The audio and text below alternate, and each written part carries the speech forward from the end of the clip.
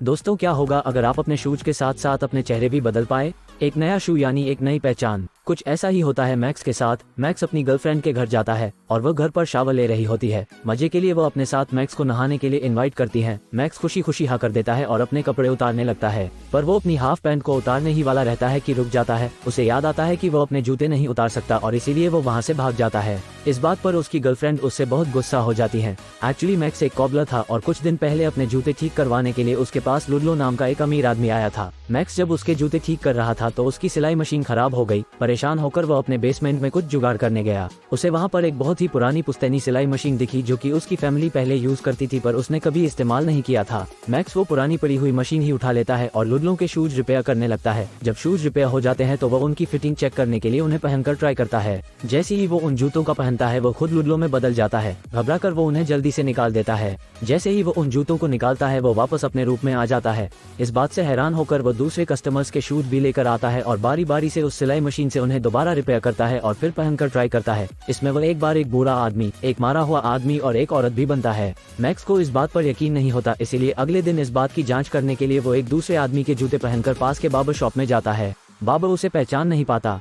अब मैक्स हर अलग अलग लोगों की जूते पहनकर उस बार्बर की शॉप पर जाता था, इस बात को शो करने के लिए कि वह दूसरे आदमियों की तरह ही दिख रहा है। इस दौरान उसे ये भी समझ आता है कि जिस आदमी के भी वह जूते पहनता है उसकी कुछ काबिलियत भी उसके अंदर आ जाती है। इस बात से बहुत ज्यादा खुश होकर मैक्स एक दिन एक अमीर आदमी के शूज पहनकर रेस्टोरेंट में जाकर काफी लाविश डिनर करता है और फिर बाथरूम में जाकर दूसरे जूते पहनकर वहाँ से निकल जाता है। वेटर उसे देखता तो है पर पहचान नहीं पाता और भूत समझता है। इसके बाद वो अपने बचपन के दिन फिर से जीने के लिए एक बच्चे के शूज भी पहनता है। जब उसका मन भर जाता है और वो घर लौट रहा होता है तो रास्ते में उसे एक बिलियनियर दिखता है। मैक्स उसके घर तक उसका पीछा करता है और फिर बड़ी मशक्कत के बाद उससे किसी तरह उसके जूते ले लेता है। उसी रात वो उस आदमी का भेष बनाकर उसकी लग्जरी कार में ट्रेवल करता है और खूब मजे करता है। फिर मैक्स को अपनी बीमार माँ की याद आती है तो वो घर लौट जाता है। उसकी माँ की तबीयत दिन पर दिन खराब होती जा रही थी। वो अब चीजें भूलने लगी थी। जब मैक्स घर पहुंचता है तो वो उसे भी नहीं पहचान पाती और एक रिलेटिव समझती है।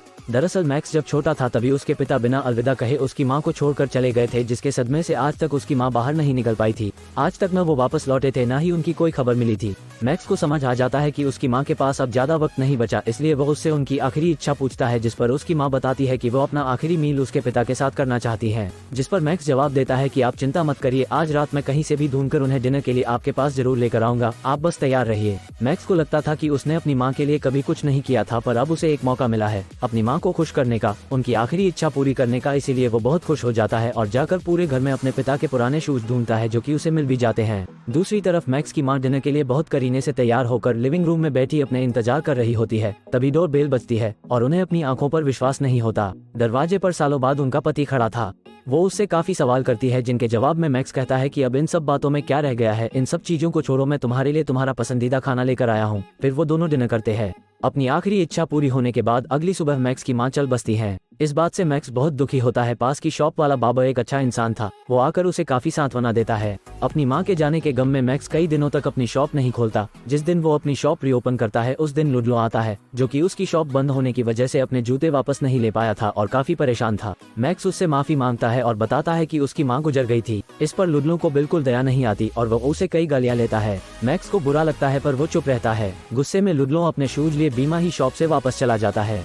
मैक्स को लुडलो का बिहेवियर बहुत घटिया लगता है और वो उसे सबक सिखाने का प्लान बनाता है। वो अपने जूतों का बैग ले बार बार जूते बदल कर उसका पीछा करते करते उसके पीछे उसके घर तक पहुंच जाता है। फिर उसके दोबारा बाहर आने का इंतजार करता है। जब कुछ देर बाद लुडलो घर से बाहर चला जाता है तो मैक्स घर के अंदर घुसकर उसका कोई कीमती सामान ढूंढता है ताकि वो उसे चुराए और लुडलो को काफी दुख पहुंचे। अचानक उसे एक ड्रॉर में कई तरह के वेपन्स दिखते हैं। उसे समझ आता है कि एक्चुअली में लुडलो एक गैंगस्टर है। तभी उसे गलती से शॉक मशीन से शॉक लग जाता है और वो वही गिरकर बेहोश हो जाता है। होश में आने के बाद वो घर से बाहर निकलने के लिए लुडलो के शूज पहनता है, पर तभी दरवाजा खुलता है और लुडलो उसे देख लेता है। अपना हमशक्ल देख घबरा कर लुडलो मैक्स पर हमला करता है, पर मैक्स उसे शॉक मशीन यूज करके बेहोश कर देता है। जब लुडलो को होश आता है तो वो खुद को एक चेयर से बंधा हुआ पाता है। अब तक मैक्स अपने शूज चेंज करके एक टीनेजर बन चुका था और उसके सामने बैठा न्यूज़पेपर पढ़ रहा था। वो लुडलो से उसके कीमती सामान के बारे पूछता है, पर लुडलो कोई जवाब नहीं देता। इस पर गुस्सा होकर मैक्स रूम में जाकर एक औरत के शूज पहनता है और वापस आकर उससे फिर वही सवाल करता है। इस बार लुडलो घबरा जाता है और उसे अपनी सारी कीमती वॉचेस के बारे में बता देता है।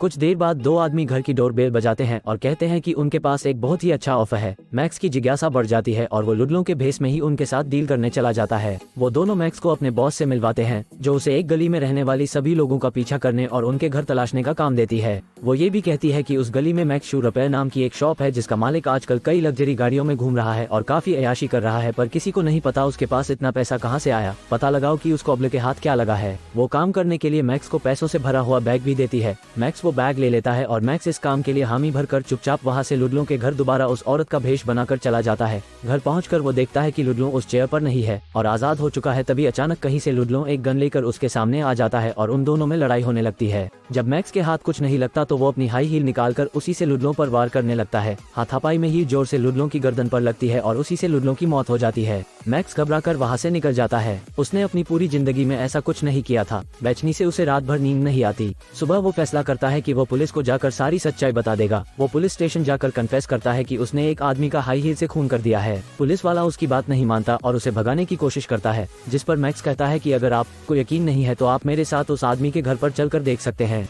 जब सभी लोग लुडलों के घर पहुंचते हैं तो वहाँ उसकी लाश नहीं होती। हैरान मैक्स शॉप पर वापस लौट जाता है। जब वो शॉप पर वापस पहुंचता है तो उसे वो हाई हील और पैसों से भरा वही बैग मिलता है जो उसने पिछली रात लुडलों के घर पर ही छोड़ दिया था। अब मैक्स को कुछ भी समझ नहीं आता और उसे काफी परेशान हो जाता है। वो उन पैसों को लौटाने का फैसला करता है। रास्ते में उसे जिम्मी मिलता है और वो उसे रोक लेता है। जिम्मी कुछ दिनों से नोटिस कर रहा था कि मैक्स की हरकतें काफी बदल गई है और वो काफी खोया खोया सा रहता है, अपना काम भी ढंग से नहीं करता। वो उससे इस बात का रीजन पूछता है। जिम्मी ये भी कहता है कि तुम ठीक वैसे ही बर्ताव कर रहे हो जैसे कुछ साल पहले तुम्हारे पिता कर रहे थे। इस बात को सुनकर मैक्स और भी ज्यादा परेशान हो जाता है और उसे धक्का देकर वहाँ से चला जाता है। वो पैसे लौटाने एक औरत का भेष बनाकर उस लेडी बॉस के पास जाता है, पर वो कहती है कि अब पैसे वापस नहीं लौटाए जा सकते और तभी उसके सिर पर पीछे से वार होता है, जिससे वो वही बेहोश हो जाता है। जब मैक्स की आंखें खुलती है तो वह खुद को एक कार में पाता है। किडनैपर्स आपस में बात कर रहे होते हैं कि उन्हें इस आदमी से दोबारा डील करना होगा। मैक्स चुपचाप अपने शूज बदलता है और इस बार एक मरे हुए आदमी के जूते पहनता है, जिसकी वजह से उसका चेहरा एक भूत की तरह काफी डरावना बन जाता है। वो उन लोगों को डराकर कार का एक्सीडेंट करवा देता है और वहाँ से भाग जाता है। अगले दिन जब वो अपनी शॉप पर बैठा होता है तो उसकी नजर उस पैम्पलेट पर पड़ती है जो कामेन उसे दे के गई थी और उसे समझ आता है कि कामेन जिनके खिलाफ लड़ाई लड़ रही है वो कोई और नहीं बल्कि एलेन के आदमी है। वो जल्दी से कैरेमैन के ऑफिस पहुंचता है और कैरेमैन उसे बताती है कि एलेन एक अमीर बिजनेस वुमन है जो लोगों के घर उजाड़ कर वहाँ अपना एक डिपार्टमेंटल स्टोर बनाना चाहती है। इसके बाद वो दोनों मिलकर सोलोमन के घर जाते हैं और उन्हें बताते हैं कि एलेन उन्हें जान से मारना चाहती है, पर फिर भी वो घर छोड़कर जाने से इनकार कर देते हैं क्योंकि उस घर से उनकी बहुत सारी यादें जुड़ी होती है। ये सुनकर कामेन बहुत दुखी हो जाती है, पर मैक्स के दिमाग में एक आइडिया आता है। अगली सुबह वो सोलोमन बनकर एलेन से मिलता है और उससे डील करता है कि वो उस जगह को छोड़ देगा, पर बदले में उससे $1000 और एक शिकागो की टिकट लेगा क्योंकि उसे अपनी बेटी से मिलना है। एलेन फौरन मान जाती है। उसी शाम दो आदमी जेफरी और ब्रान सोलोमन के घर पैसे डिलीवर करने पहुंचते हैं। मौका पाकर मैक्स खुद को जेफरी में ट्रांसफॉर्म करता है और एलेन को फोन करके कहता है कि सोलोमन घर छोड़ चुका है। इसी तरह ब्रान बनकर मैक्स जेफरी को मार देता है। अब जो रियल ब्रायन था वो सोलोमन के साथ ही एयरपोर्ट जा रहा था।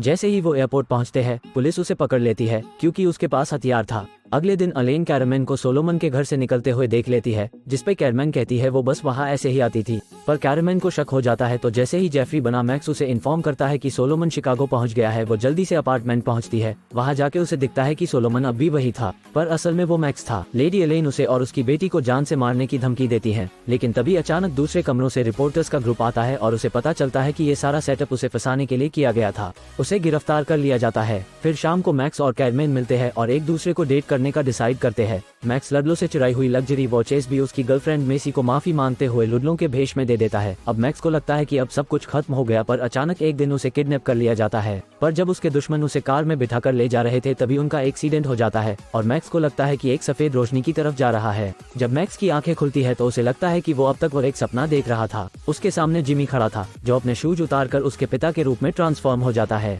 वो उसे बताते हैं कि ये सब सपना नहीं हकीकत है और वो उसके पिता है। वो उसे और उसकी माँ को छोड़कर कभी गए ही नहीं थे, बल्कि वो तो मजबूरी में सारे टाइम उनके साथ उनका पड़ोसी बनकर रह रहे थे क्योंकि उस सिलाई मशीन की वजह से उनकी जिंदगी खराब हो गई थी और उनके कई दुश्मन बन गए थे। हकीकत ये है कि वो उससे और उसकी माँ से बहुत प्यार करते हैं। मैक्स उनसे मिलकर बहुत खुश होता है और कुछ देर बाद उन्हें बताता है कि डैड मुझसे एक गलती हो गई है, मैंने लुडलो नाम के एक आदमी का खून कर दिया है। इस पर उसके पिता कहते हैं कि जिंदगी में कभी कभार हमारे साथ कुछ ऐसी चीजें हो जाती है जो हम कभी करना नहीं चाहते थे, कोई बात नहीं, वैसे भी आज तक हमारी लाइफ में जो भी हुआ है वो सब कुछ इन जूतों के कारण हुआ है। ये कहकर वो उसे एक बहुत बड़े कमरे में ले जाते हैं जो कि अलग अलग लोगों के जूतों से भरा हुआ था। वो दोनों वहाँ गले मिलते हैं और मूवी खत्म होती है। तो दोस्तों ये थी कहानी 2014 में आई fantasy comedy movie The Cobbler की। आपको ये मूवी कैसी लगी ये हमें कमेंट करके जरूर बताएं और ऐसी इंटरेस्टिंग मूवीज के लिए हमारे चैनल को लाइक करें, सब्सक्राइब करें।